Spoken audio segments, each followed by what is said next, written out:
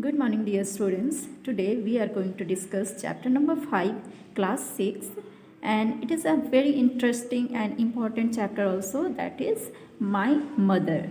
Okay, so in this chapter we will know that how a mother is very responsible, okay, and how she sacrifices lots for their children, but at last their children behaves like cruel with their mother. Okay, so we will discuss lot of things in this chapter.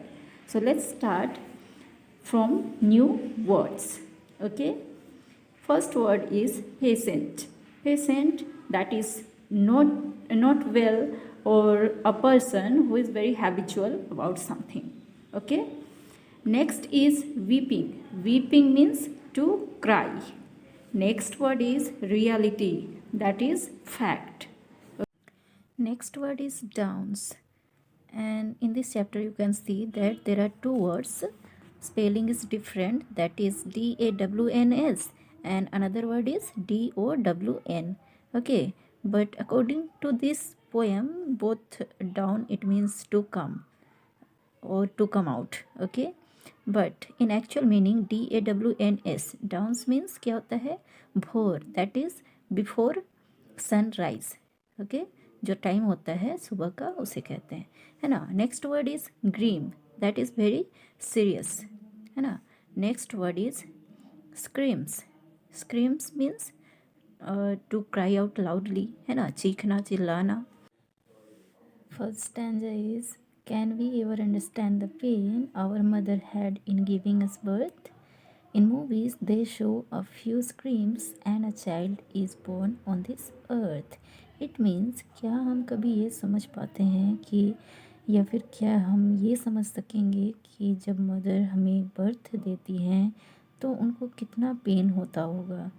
Okay, in movies you could see that, बहुत सारे movies या फिर videos में देखे होंगे कि किस तरह से फ्यू स्क्रीम्स को दिखाया जाता है. वहाँ पे छोटा सा वीडियोस जिसमें कि मदर स्क्रीम्स करती हैं, चिल्लाती हैं, and a child is born on this earth, है ना. But in reality it's not a few screams. ये बहुत लंबा प्रोसेस होता है और बहुत ही दर्दनाक होता है वो. और okay, no one can describe, no one can describe जो ये पेन होता है या फिर ये जो मोमेंट होता है उसे एक मदर के अलावे, जो कि एक बच्चे को जनती हैं, उनके अलावा कोई भी दूसरा डिस्क्राइब नहीं कर सकती हैं. That what a mother goes through, कि वो किस सिचुएशन से गुज़रती हैं. Okay, yet she is so magnanimous patient. Magnanimous it means, क्या बताया गया है इसमें, you can see here, kind, generous and forgiving. So ये जो मदर होती हैं वो बहुत ही काइंड होती हैं. पेशेंट क्यों कहा गया है यहाँ पे, क्योंकि वो इसके हैबिचुअल होते हैं, हैबिट्स होते हैं यहाँ पे. काइंड होते हैं, जनरस होते हैं, एंड ट्रू लवर होते हैं मदर्स. ओके, एंड जेंटल होते हैं. उनके जैसे इंसान, पर्सन इस दुनिया में कोई नहीं हो सकते हैं. It means okay, that is true. Next stanza is, but where have we gone wrong, लेकिन हम कहाँ पे गलत कर रहे हैं. क्या हम अपने मदर को समझ पा रहे हैं, क्या उनके पेन को समझ पाते हैं, हम उनके दर्द को समझ पाते हैं. We don't hear her pain, हम उनके दर्द को नहीं सुन पा रहे हैं. How she sits weeping her life a bane. It means कि उसका जो लाइफ है वो पूरी तरह से उजड़ा हुआ है. You can see here in the image that she is sitting in an old age home. Okay, ये जो सीन है वो ओल्ड एज होम का है जहाँ पे मदर अकेले बैठी हुई हैं, रोते रहती हैं. Okay, she sits weeping her life a bane, पूरी तरह से दुख भरा हुआ है उनका लाइफ, क्योंकि वो अकेली रहती हैं अभी इन an old age home. Okay, next stanza is, with beautiful dark eyes sits a fair and pretty mother without a smile because her son has time only for others. Mother जो हैं उनकी जो हैं वो बहुत ही सुंदर हैं, ओके, बहुत ही beautiful dark eyes sets a fair and pretty mother.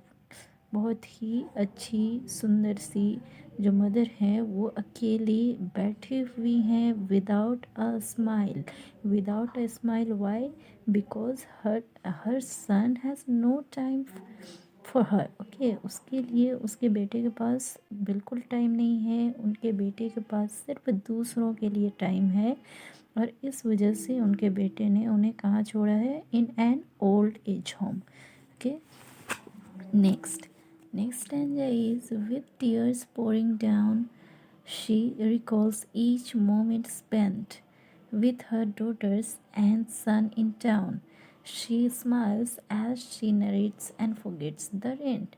यहाँ पे देखिए, ये जो मदर हैं यहाँ जो बैठी हुई हैं इन an old age home, you can see here. तो यहाँ पे जब वो मेमोराइज करती हैं, मीन्स रिकॉल्स करती हैं उस मोमेंट को जब वो अपने फैमिली के साथ रहती थी, अपने बच्चों के साथ रहती थी, तो उन यादों में वो इतनी खो जाती हैं कि वो भूल जाती हैं that she is in the rent, okay. वो एक ओल्ड एज होम में है, वो चीज़ वो भूल जाती हैं और स्माइल करती हैं। वाई? क्योंकि वो उन मेमोरीज़ को रिकॉल कर रही हैं, याद कर रही हैं। उन्हें लग रहा है कि मैं अभी कहाँ हूँ? घर पे हूँ, है ना।